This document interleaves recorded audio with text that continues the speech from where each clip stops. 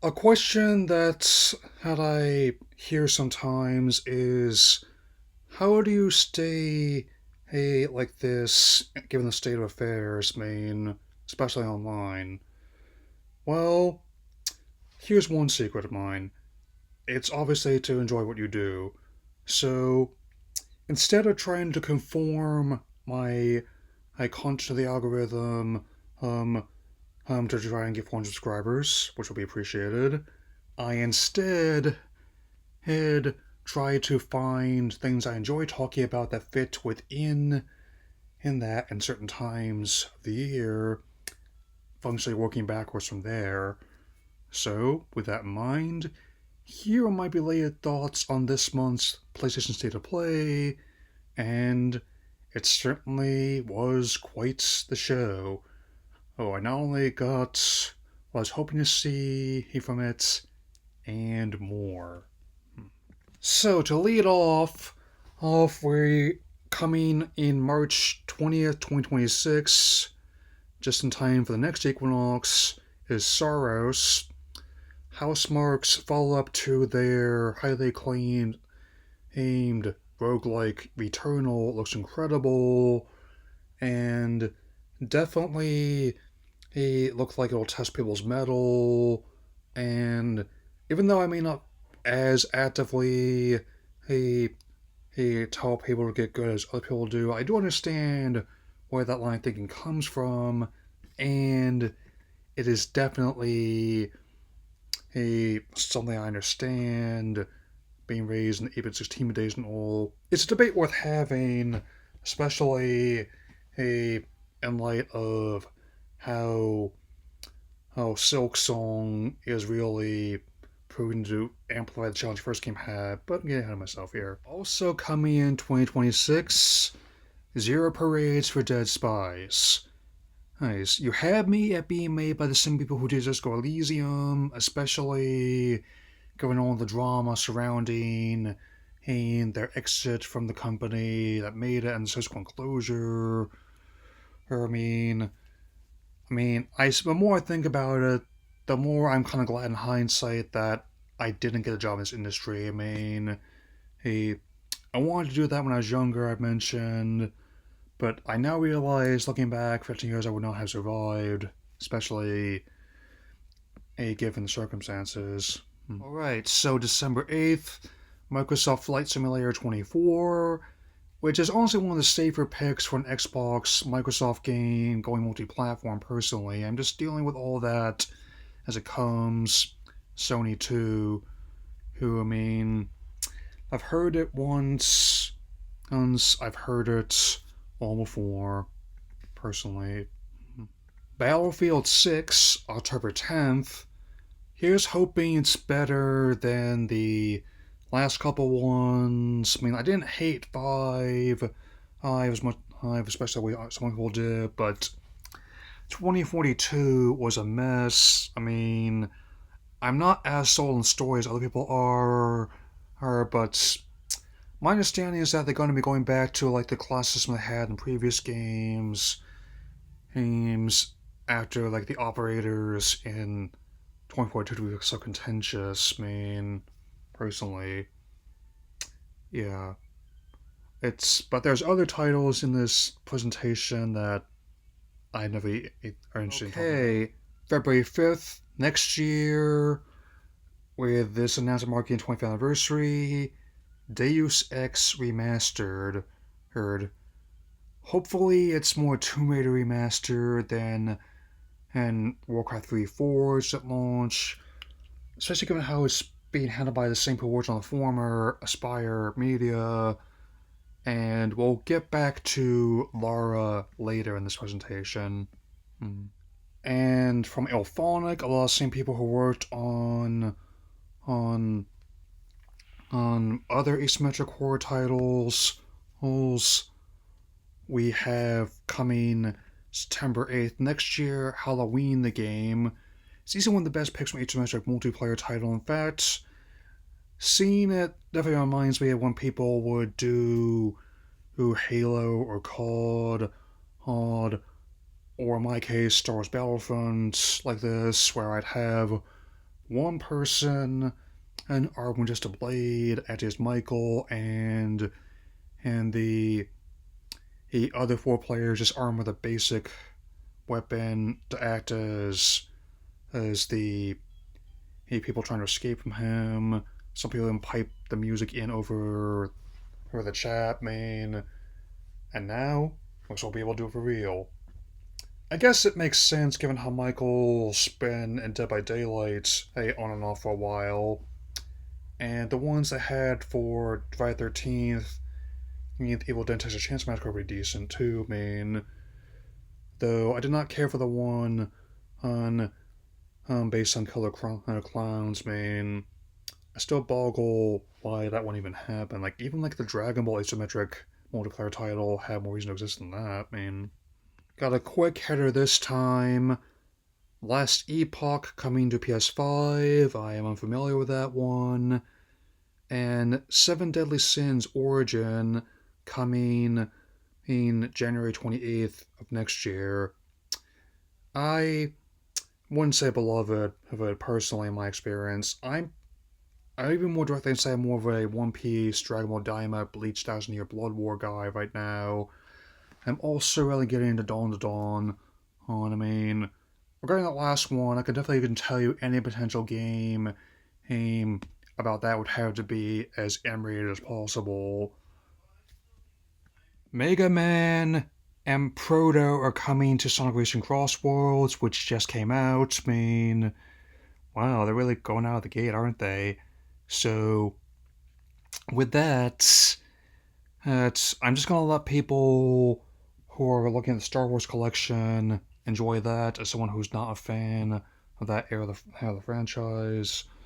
I could never say I'm gonna enjoy this, and I'm gonna keep an eye on whoever comes next, given how they've been finding more and more racers in the game's code, and I don't know. I won't know about the pre-order bonus on this. If it's anything like Sonic, the other Sega games, there'll probably be some other way to get it headed with your login. Heck, I just now found out how to get that last suit for Shinobi. I was not even aware it was like a Sega Club bonus either. A couple now from Koei Tecmo, Neo 3, February 6th. Now we're talking. Like, the first two games aimed at some of the best non-FromSoft Souls-likes I played, and even though I think the EM voice acting is a little bit iffy, for some people, that's part of the appeal. On that subject, Dynasty Warriors 3 Complete Edition Remastered, which is coming out next March on the 19th. I'm pushing more into other Warriors Musou games, with my go-to of the revisionist history ones as the Samurai Warriors, but I understand the appeal of this entry in particular, and honestly, it makes the most sense that you would start with the remaster of that one first, personally. I'm personally more interested, sorry if I'm using that word so much, in High Warriors Age Imprisonment, at least when I get a Switch 2, but that's just me. Code Vein 2, January 30th of next year. Just hope it's better than the first game. Wasn't a huge fan of it, and I have other plans in mind for my 34th, as I have already mentioned. The Final Fantasy Tactics, the Ivalice Chronicles, coming in a couple days even.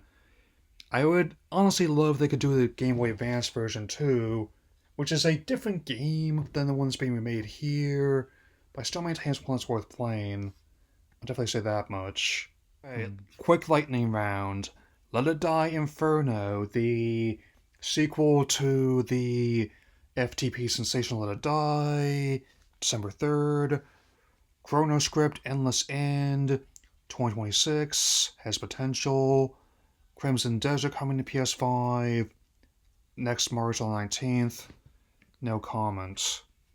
And of course, we have a new accessory debut with the Pulse Elevate wireless speakers. That's tempting, I'll admit, but given the circumstances, I think portable surround sound can wait. Hey, I'm even so pricing out some of those other wireless speakers to have them look like old stereos from the 80s and 90s, kind of like that. And we got a bunch of updates on PS Plus with the essential titles coming October 7th, and of Alan Wake 2, Cocoon, and Goat Simulator 3, all pretty solid games right there.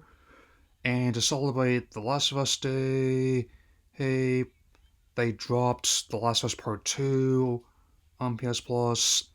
I'm finally trying it on story mode, mainly for or another project I'm contemplating for the future. But beyond that, what I think can wait.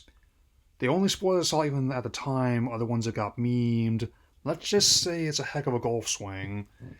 And more legacy titles, which is the main reason I'm subscribed to this premium tier.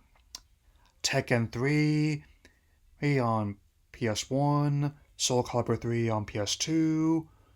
Both nice ones to celebrate the anniversaries of those consoles, man.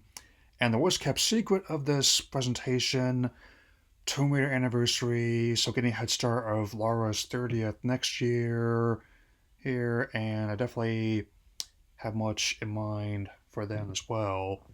Right.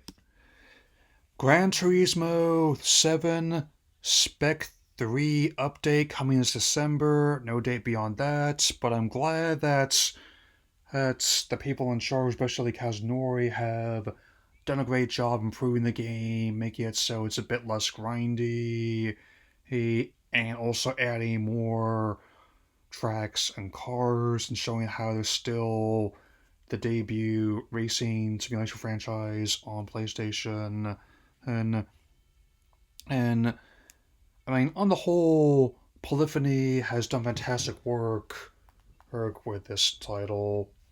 And also, real quick, heck, the 20th anniversary God of War DualSense pad, since I am seriously considering making my PS5 a like new who God of War Ragnarok bundle, which is kind of what I did for PS4. Actually saves a little bit of a list price, and both the console, the DualSense, and even like the the copy of Ragnarok you can claim are still inside. Hey, so I've never been touched. Just like that. So to close out this presentation, we got easily some of the best stuff there. A deep dive into the high anticipated Wolverine game from Insomniac. Heck, and I don't think it was explicitly stated, but the sizzle reel seemed to imply of the other coming titles that the Venom game is still being developed, thankfully. I gotta say, this looks way more promising than Fair Games, which we haven't even seen any gameplay at all. It's been nearly 2 years. But we did get a mix of in-game engine and footage and gameplay where here getting a lot of location characters and even tonally it's definitely can tell it's being made by people who love the character and a lot of the comics that inspire the game. And really go through a lot where having not just big names, adversaries like Mystique and the Sentinels, but one like Omega Red, and of course, you can tell the Weapon X storyline as well as his conflict with his daughter brother Sabretooth are very much going to in play. And yes, I can definitely tell that it's going to be earning its M rating for sure. And once again, I'm glad that they're taking their time with this one and to make it good rather than just rushing out for the money. And I'm noticing more and more of the whole idea of action speaking louder than words, like how even though they say they're going to keep doing the game of service titles, what I'm actually seeing is reaffirming like the single player commitment they've had over nearly 30 years and now 5, soon to be 6 console generations. I mean, it's like maybe we should put out games games that our audiences actually wants to play, and people actually play them. It's that simple. And with that in mind, I bid you all farewell for now. So take care, everyone.